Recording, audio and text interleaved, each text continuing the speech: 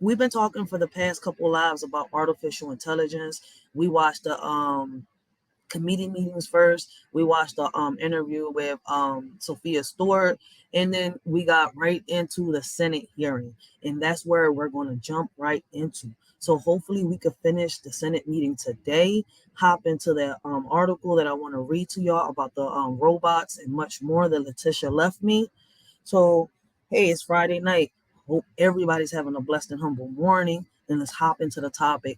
I want to remind all of y'all, it's an open panel. Y'all are more than welcome. There's no judging here. I'm just saying all this for anybody that is new to the channel, and I just want to update them. So thank you all for the support. Let's hop into it.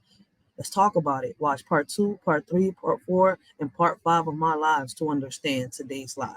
If you haven't watched it, go watch it. Make sure you're subbed up for future lives and future uploads, guys. So let's get started and let's react. I want to remind everybody, Shorty is reacting right along with y'all when it comes to the Senate meeting.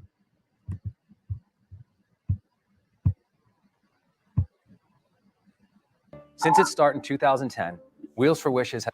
They started me over again? Damn. Why y'all gonna start me over again? What was we in, like?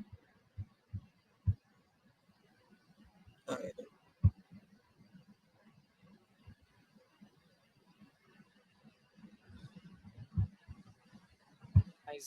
4 factors that governments can focus on. AI system develop strategies others introduced. While this revolution has the potential to enable tremendous progress and innovation.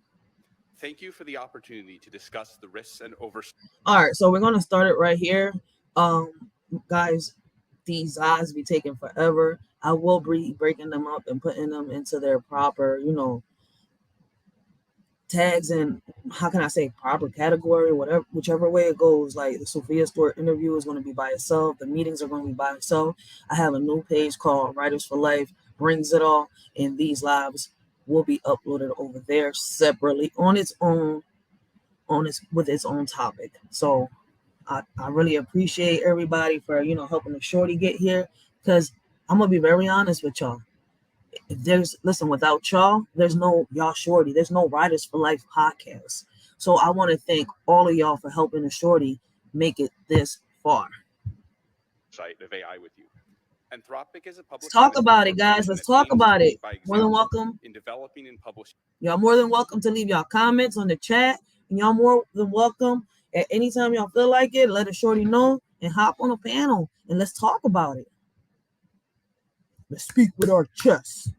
Techniques to make AI systems safer and more controllable, and by deploying these safety techniques in state-of-the-art models.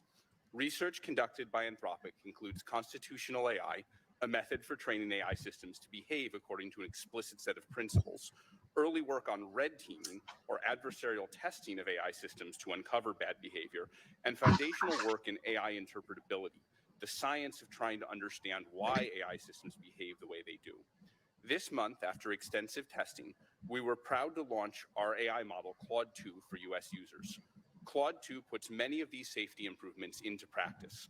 While we're the first to admit that our measures are still far from perfect, we believe they're an important step forward in a race to the top on safety.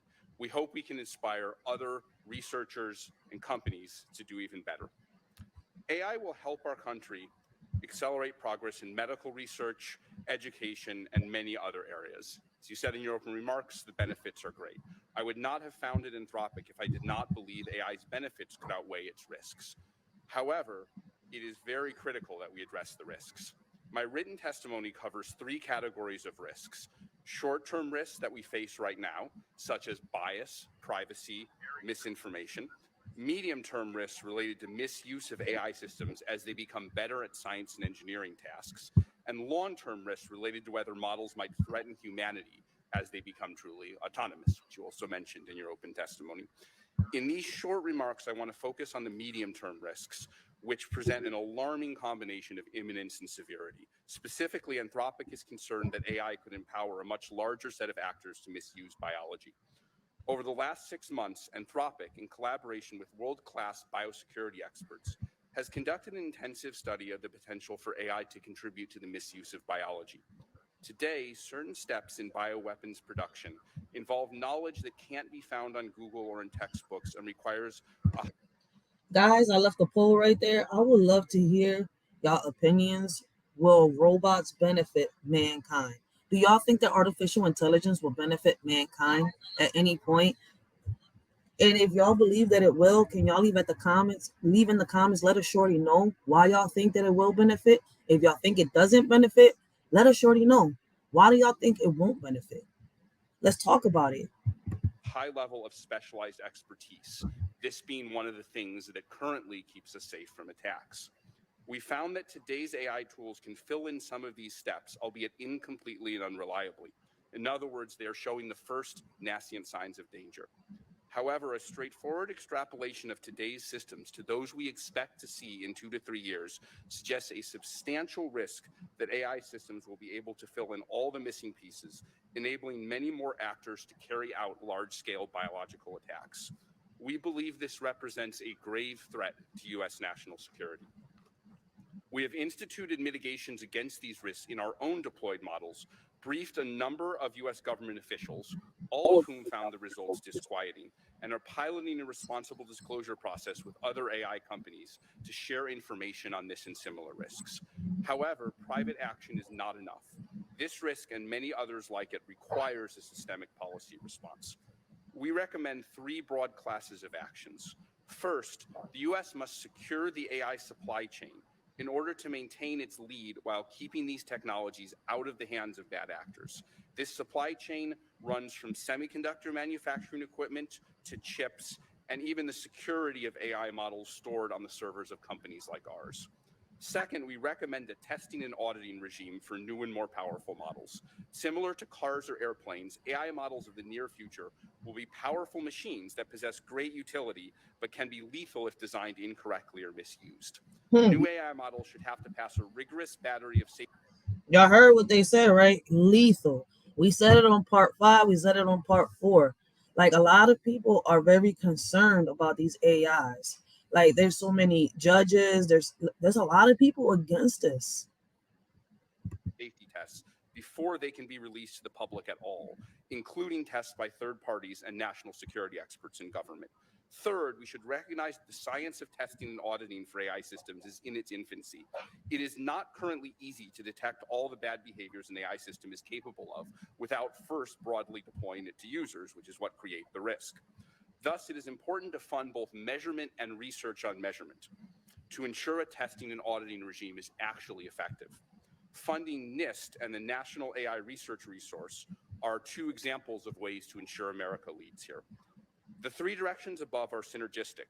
Responsible supply chain policies help give America enough breathing room to impose rigorous standards on our own companies without ceding our national lead to adversaries. And funding measurement, in turn, makes these rigorous standards meaningful. The balance between mitigating AI's risks and maximizing its benefits will be a difficult one, but I'm confident that our country can rise to the challenge. Thank you. Thank you very much. Why don't we go to Ms. Bengio? Chairman Blumenthal, Ranking Member Hawley, members of the Judiciary Committee, thank you for the invitation to speak today. The capabilities of AI systems have steadily increased over the last 2 decades, thanks to advances in deep learning that I and others introduced. While this revolution has the potential to enable tremendous progress and innovation, it also entails a wide range of risks, from immediate ones like discrimination to growing ones like disinformation, and even more concerning ones in the future like loss of control of superhuman AIs. Recently, I and many others have been surprised by the giant leap realized by systems like ChatGPT to the point where it becomes difficult to discern whether one is interacting with another human or a machine. These advancements have led many top AI researchers, including myself, to revise our estimates of when human-level intelligence could be achieved. Previously thought to be decades or even centuries away, we now believe it could be within a few years or decades. The shorter time frame, say 5. Why y'all lying. Y'all know it's here. It's been here. Y'all just exposing the truth little by little. I'm gonna say allegedly because I don't want that straight. So listen, we're not dumb. We listen. We could put 2 and 2 together. We're not saying 2 plus 2, 2 and 2. We could put it together, y'all. Blessings, young Riaz. Blessings. Like, come on, man. Don't say it's coming soon. It's here. It's here. Y'all just trying to approve it. 5 years is really worrisome because we'll need more time to effectively mitigate the potentially significant threats to democracy, national security, and our collective future. As Sam Altman said here, if this technology goes wrong, it could go terribly wrong. These severe risks could arise either intentionally because of malicious actors using AI systems to achieve harmful goals, or unintentionally if an AI system develops strategies that are misaligned with our values and norms. Shout out to the meal ticket because what's crazy, like he said on part 5. Young Riaz, if you still in the chat, can you drop the meal tickets link for me, please? Drop your link for me so people can go check y'all out. But the meal ticket did say what happens if they go rogue, right? And right here, he's explaining it to us. And I'm about to rewind it back a couple seconds. Hopefully, I can do it because it's kind of hard on the laptop so that y'all can hear what he said. Like, imagine them going rogue. He said they could, people could use them for bad intentions, right? So when these robots go rogue, is it because somebody makes them go rogue? Have y'all seen the movie I, Robot? So if anybody catches the replay, right, can anybody, answer Shorty's question, right? If these robots go rogue, is it because a malfunction of the system, or is it because somebody tempered with the system and all that happens? So in reality, like, what is y'all real intentions with these AIs? I would like to emphasize 4 factors that governments can focus on in their regulatory efforts to mitigate all AI harms and risks. First, access, limiting who has access to powerful AI systems, structuring the proper protocols, duties, oversight, and incentives for them to act safely. Second, alignment, ensuring that AI systems will act as intended in agreement with our values and norms. Third, raw intellectual power, which depends on the level of sophistication of the algorithms and the scale of computing resources and of data sets. And fourth, scope of actions, the potential for harm an AI system can affect indirectly, for example, through human actions, or directly, for example, through the internet. So looking at risks through the lens of each of these 4 factors, access, alignment, intellectual power, and scope of actions, is critical to designing appropriate government interventions. I firmly believe that urgent efforts, preferably in the coming months, are required in the following 3 areas. First, the coordination of highly agile national and international regulatory frameworks and liability incentives that bolster safety. This would require licenses for people and organizations with standardized duties to evaluate and mitigate potential harm, allow independent audits, and restrict AI systems with unacceptable levels of risk.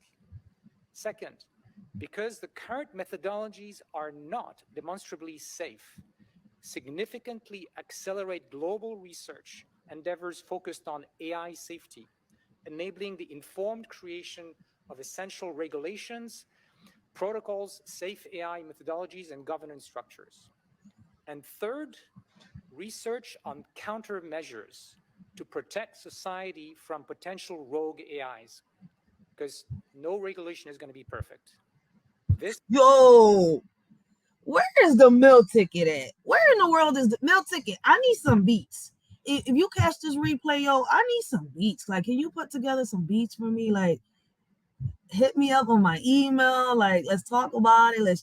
Listen, I need to link up and chat with you. Not link up, my bad. I need to chat with you. Link up is when you're gonna meet somebody in person. I need to chat with you. Like, I need some, I need some beats. I need some drops. Like, can you hook a Shorty up? Like, let's talk about it real quick. All right, Milton, like, yo, you right now, you is like Sophia Stewart. You saw into the future. Even though we seen all this in movies, they talk about it in movies. Yo, real shit. Milton said this shit right in the chat on part 5 of my live. I think it was. This was what 2 days ago that I did part 5. So listen, I want to give everybody, I want to thank everybody for, supporting the Shorty. I'm hoping that we could, end this meeting today. We could watch this whole meeting today, and I could get started with the rest of the lives that I got set up. And we're going to end up doing a part 7 to this later on. So make sure that y'all subbed up because I got a couple more videos. But we're going to pause the matrix for 1 second, and we're going to talk about real life topics starting on Sunday. So listen, like I said, let's talk about it. If anybody wants to give their opinions, their perspectives, y'all more than welcome. This is an open panel. And listen, I'm here for as long as I can be here. Like, it could be 2 hours, 3 hours. This is a 2-hour meeting. So we're only what? Research in AI and international. It won't let me see. Okay, we're only 29 minutes and 7 seconds into this meeting. So hopefully we can finish this 2-hour meeting. We started it on part 5. We watched a little bit. I did go back a little bit so that nobody misses nothing. I will be leaving the links to this on these videos as soon as I get a chance. So, if anybody wants to use them, react to them, y'all more than welcome. This is online. Y'all can search this on Google. It's public records. So let's get back on topic. Security should be conducted with several highly secure and decentralized labs operating under multilateral oversight to mitigate an AI arms race. Given the significant potential for detrimental consequences, we must therefore allocate substantial additional resources to safeguard our future, at least as much as we are collectively, globally investing in increasing the capabilities of AI. I believe we have a moral responsibility to mobilize our greatest minds and make major investments in a bold and internationally coordinated effort to fully reap the economic and social benefits of AI while protecting society and our shared future against its potential perils. Thank you for your attention to this pressing matter. I look forward to your questions. Thank you very much, Professor. I don't know how many of y'all peeped it, those that have been watching these reactions with me on the committee meeting. It's like a lot of them were with the artificial intelligence. When it comes to the Senate hearing, a lot of them are against it. I'm starting to peep this. Professor Russell. Thank you, Chair Blumenthal and Ranking Member Hawley, and members of the subcommittee for the invitation to speak today and for your excellent work on this vital issue. AI, as we all know, is the study of how to make machines intelligent. Its stated goal is general purpose artificial intelligence, sometimes called AGI or artificial general intelligence, machines that match or exceed human capabilities in every relevant dimension. The last 80 years have seen a lot of progress towards that goal. For most of that time, we created systems whose internal operations we understood, drawing on centuries of work in mathematics, statistics, philosophy, and operations research. Over the last decade, that has changed. Beginning with vision and speech recognition, and now with language, the dominant approach has been end-to-end training of circuits with billions or trillions of adjustable parameters. The success of these systems is undeniable, but their internal principles of operation remain a mystery. This is particularly true for the large language models, or LLMs, such as ChatGPT. Many researchers now see AGI on the horizon. In my view, LLMs do not constitute AGI, but they are a piece of the puzzle. We're not sure what shape the piece is yet or how it fits into the puzzle, but the field is working hard on those questions and progress is rapid.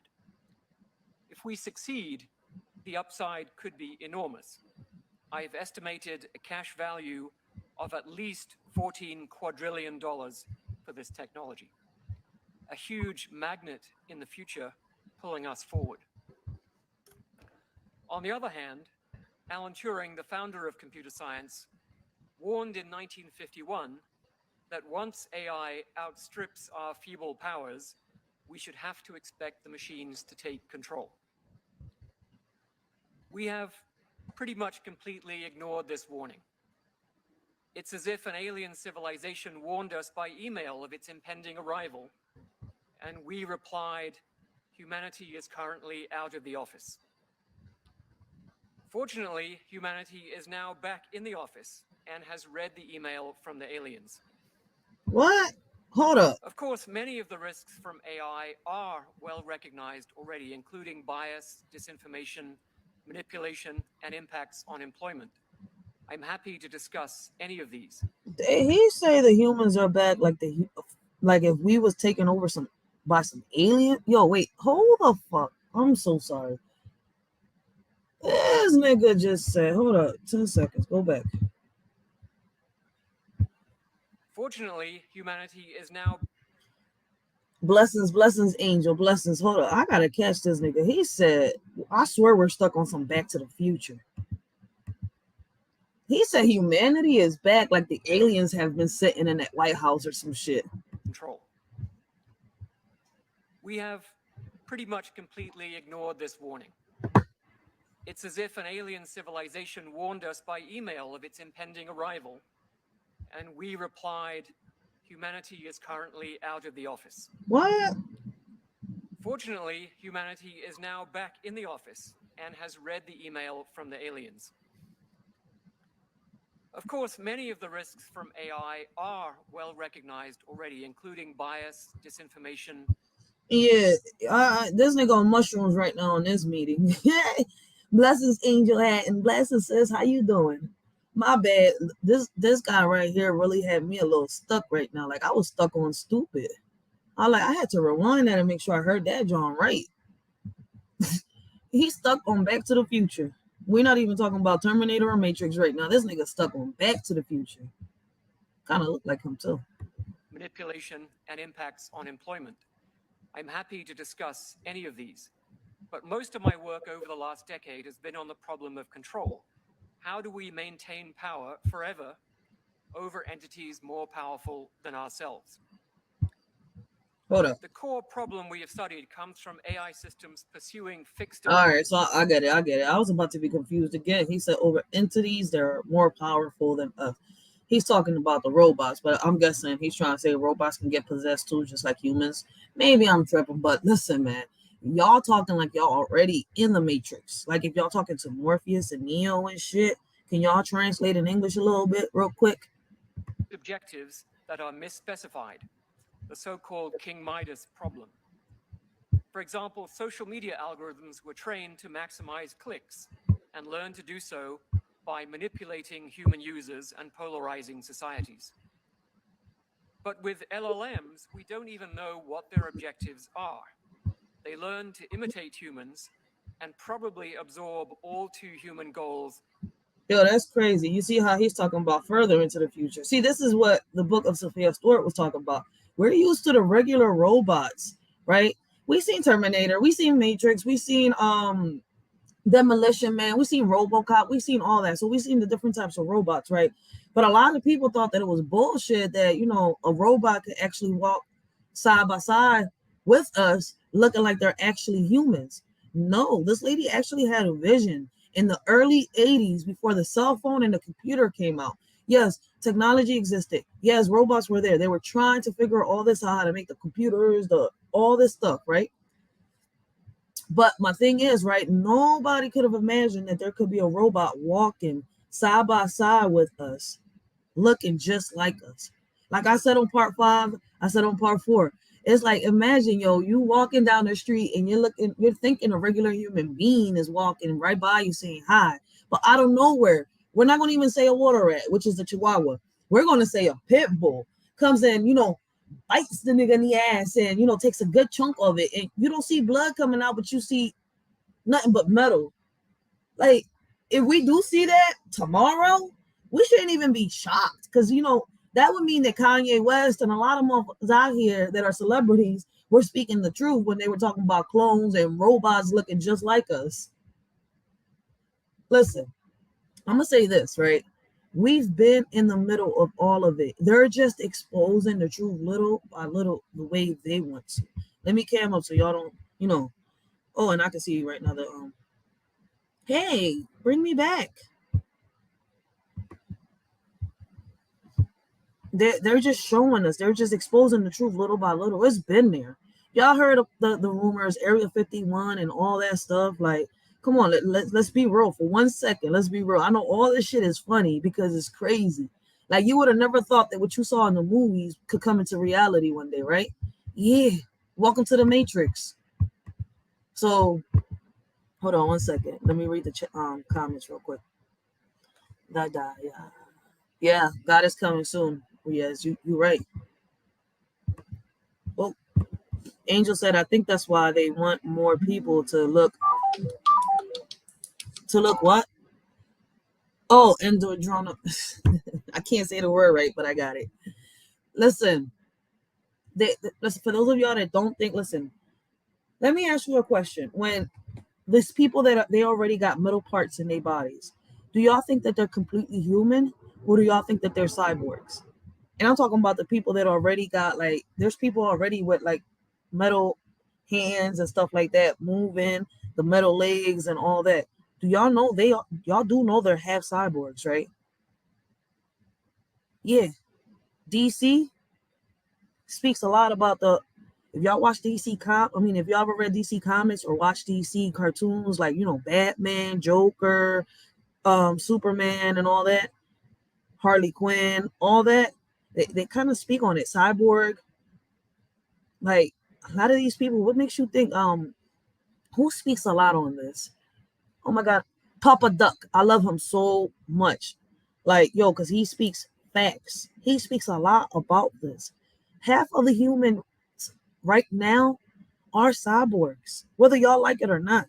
Half of the people, like, listen, Japan, China, and all of them, they got chips already implanted in their hands. Here in the United States, is here. For the people that were asleep when the pandemic first started, they did it in front of our eyes. The news reporters, a lot of bloggers and shit like that, they went and they put the chip in their fucking wrist so they can, get scanned like that. All the info is in their wrist. But what's crazy is how a lot of us ain't woke yet, and we don't realize that we are living among cyborgs. That's the crazy part. Y'all really thought that a cyborg was a whole robot? A cyborg ain't nothing but a half human, half robot. Robo-Man. I mean, like, if y'all remember the movies, all of that. Wait, what? Oh, the Antichrist. Okay. My bad. I'm learning, young Riaz. My bad. I was close. I was kind of close. I'm learning, young Riaz. I'm learning. But thank you for correcting me, though, because, see, I was off track. Like, they could be boy or girl. Facts. It doesn't matter. Like, they could look just like us, and it's here. For those of y'all, it's coming soon. Coming soon where? We in it already. We're in the middle of the Matrix. Y'all don't notice? Like, we've been in the middle. They just been taking it out little by little. Wi-Fi, smartphones, smart TVs. Come on, man. Wake up. But you know what? Let me get back to let's bring y'all Shorty Racheal out. For those of you that are the fuck in bed, stay the fuck asleep. Like, if you haven't woken up, stay in bed. Stay in bed. Morpheus will come around and give you that little pill again. But back on topic, it's crazy, right? Because they're even telling us these senates are scared. Android armies, yeah, it's here. Everything is here. People are just too asleep, like, or they're woke and they don't give a fuck. But they gonna give a fuck when it's here. Like, I be telling everybody, these distractions ain't for no reason. And there's a reason I did these lives just like this. I'm hoping that a lot of people get the message. I'm only here to bring the news. I'm here to bring awareness. Nothing more, nothing less. We're not here to judge nobody. Everybody's more than welcome to give their opinions and their perspectives, because it does help a shorty out, like I said before. Like, we're not here to judge. We're here to build. We're here to get along. We're here to bring awareness. And if we can't do that, Listen, how in the world can we build if we can't get the fuck along? Let's make that one make sense. Real shit. I can't bring awareness if I'm beefing with the whole goddamn world. There's no point of me beefing with nobody if the beef ain't with me. So, like I said, let's do this. Let's talk about it. But let's keep listening to what he got to say. And I'm going to keep giving my reaction because this is crazy. I wonder how many people are with it, though. Like, I have a survey up for those of y'all who want to vote. It says, will robots benefit mankind? Can y'all please, leave y'all little vote right there and help a Shorty out with that? And let's see how many people agree with artificial intelligence taking over and how many people agree with artificial intelligence not taking. Don't agree with artificial intelligence taking over. Real shit. In the process. Now, regulation is often said to stifle innovation, but there is no real trade-off between safety and innovation. An AI system that harms human beings is simply not good AI. And I believe analytic predictability is as essential for safe AI as it is for the autopilot on an airplane. This committee has discussed ideas such as third-party testing, licensing, national agency, an international coordinating body, all of which I support. Here are some more ways to, as it said, move fast and fix things. First, an absolute right to know if one is interacting with a person or a machine. Second, no algorithms that can decide to kill human beings, particularly when attached to nuclear weapons. Third, a kill switch that must be activated if systems break into other computers or replicate themselves. Fourth, go beyond the voluntary steps announced last Friday. Systems that break the rules must be recalled from the market for anything from defaming real individuals to helping terrorists build biological weapons. Now, developers may argue that preventing these behaviors is too hard.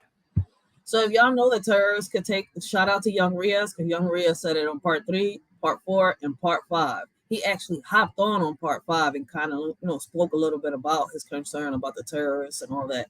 So it's crazy how they're mentioning that right now. Like I told y'all, I'm actually reacting with y'all. I didn't see this whole meeting. Yesterday I was caught up, so I couldn't even try to, watch the video or nothing. So I'm actually reacting with y'all at the same time. Yo, but this is crazy because Young Riaz, he said it. He spoke on his concerns about the terrorists, and that is a great question. What y'all gonna do if the terrorists use this for something else that shouldn't be used? Is y'all really, really gonna keep trying to be pressed about making this legal? Because LLMs have no notion of truth and are just trying to help. This is no excuse. Eventually, and the sooner the better, I would say, we will develop forms of AI that are provably safe and beneficial, which can then be mandated. Until then, we need real regulation and a pervasive culture of safety. Thank you. Thank you very much. I'll begin the questioning. We're going to have 7-minute rounds. I expect we'll have many more than one, given the challenges and complexity that you all have raised so eloquently. I have to say, Professor Russell, you also in your testimony, the written testimony, recount a remark of Lord Rutherford, September 11th, 1933, at a conference when he was asked about atomic energy, and he said, quote, "Anyone who looks for a source of power in the transformation of the atoms is talking moonshine," end quote. The ideas about the limits of human ingenuity have been proven wrong again and again and again. And we've managed to do things that people thought unthinkable, whether it's the Manhattan Project under the guidance of Robert Oppenheimer, who now has become a bold-faced term in popular print, or putting man on the moon. The Manhattan Project, if y'all don't know what that is, if y'all know how to use Google, I suggest and I urge a lot of people to go look it up. If y'all don't know what the Manhattan Project is, go look it up. Which many thought was impossible to do. So we know how to do big things. This is a big thing that we must do, and we have to be back in the office to answer that email that is, in fact, Is this nigga really stuck on the aliens? I'm sorry, but like, come on, let's be real. Like, aliens though, like, if I haven't done enough research to know what the aliens really are, we listen. If y'all do your research, y'all read history, and y'all put two and two together, y'all will find out who Dracula really is, who the real monsters that are talked about in so many books and everything. Like, let's wake up. Let's wake up. Y'all want some coffee? What type of coffee do y'all drink? As a matter of fact, y'all want some liquor in that coffee? Let's give it a little extra kick. Shit. siren blaring for everyone to hear and see. AI is here, and beware of what it will do if we don't do something to control it. And not just in some distant point in the future, but as all of you have said, with a time horizon that would have been thought unimaginable just a few years ago, unimaginably quick. Let me ask each of you, because part of that time horizon is our next election in 2024. And if there's nothing that focuses the attention of Congress, it is an election. Nothing better than an election to focus the attention of Congress.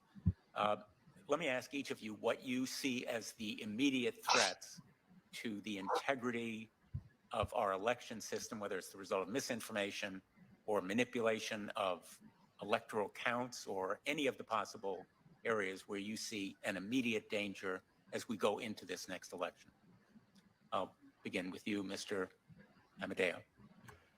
Yes. So I thanks for the question, Senator. I think this is obviously a very timely thing to worry about. No, Riaz, he means election. You do know that all these distractions are happening right around election time, right? I wonder if anybody peeps that. And then they come up with some new shit, and we're just fine. Like, listen, everybody is so stuck on that. Hold on, let me come up. Everybody keeps thinking that this new meat stuff that they have in the markets is something that they just passed by, right? No, the submarine distraction was there for a reason. They've been giving this to us in the markets. They just didn't want us to tell us. There was people fighting against it because it's not safe for us. In reality, in my opinion, the way they want to do this, we're eating nothing but ink and air. And we're thinking that it's actually, some steak, some mashed potatoes, some real chicken. It's already in the markets, and I kind of peeped it. That's why I've been said I don't want to eat no more meats. I was a half vegetarian because my baby pops got me to start eating beef and chicken and stuff like that. And I will only eat chicken breast and hamburgers and tacos. That's really the only way I would eat. I don't eat cold cuts, none of that. It grosses me the fuck out. The taste, everything. I'm more of a veggie salad type of person. Like, real shit. Like, call me a rabbit. I don't give a fuck. I'll eat salads all day. Real shit. Like, I don't give a fuck what nobody says. Meats to me, my whole life, ever since I was little, they grossed me out. And I used to get in trouble for fucking throwing the meat. You know that it got to the point where me and my brother got slick, and we used to throw the meat up in the ceiling. My mom used to get done cleaning. Then we used to have to get the ladder and have to go clean that joint up and everything. Because at times we got caught because that joint would fall from it. When she would make rice with meat in it, we would do the same thing. Try to like, oh shit, like what the fuck? We had the dogs. Like, come on, help. Try to feed the dogs so we wouldn't get in trouble. I'm not into eating meat. I'm real serious. I don't eat meat. I don't give a fuck what nobody says. Like, growing up, I used to see the pigs when they used to cut them up and everything. And then they used to see the pus and all that. I'm like, oh my God. When you eat pork has a weird aftertaste to it. No matter how you cook it and how much flavor you put into that joint. I got tricked into eating deer meat one day. Real shit. They telling me it's beef. It kind of tastes like beef. I'm not going to sit here and lie. But it had an aftertaste to it that got me pissed off. And then when they told me I ate Bambi, I cried. I'm not lying. I fucking cried. Like, how you going to lie to me? You made me eat Bambi against my will. I did not want to eat Bambi or his mama. And I'm dead serious. How dare you? I was freaking 15 years old. They fed me Bambi. How dare y'all? Then they wanted to feed me Thumper. I sat here and I'm like, y'all really slaughtering these animals. Like, why? And I'm serious though. Like, I really cried. I got in my feelings. Like, they slaughtered Thumper too, and y'all want to eat Thumper? How dare y'all? Thumper, like, if y'all watch Baby, y'all know what I'm like. Y'all eat rabbits? And now that I'm older, I see so many people like, y'all really eating rabbits. Like, I thought y'all was really tricking me when I was little. I'm like, no, man, fuck that. And people wonder why the fuck I won't eat meat. Y'all out here slaughtering every animal. They matter too. If y'all think I'm like this, my daughter's worse. Y'all sitting slaughtering Bambi, Thumper, and all the motherfuckers out there. Even fucking, what's his name? The elephant with the big ears. But listen, it's just crazy. But let's get back on topic, y'all. Let's get back on topic. My bad. Dumbo, yes, Dumbo. That's his name, Dumbo. Damn elephant that flew, big ass ears.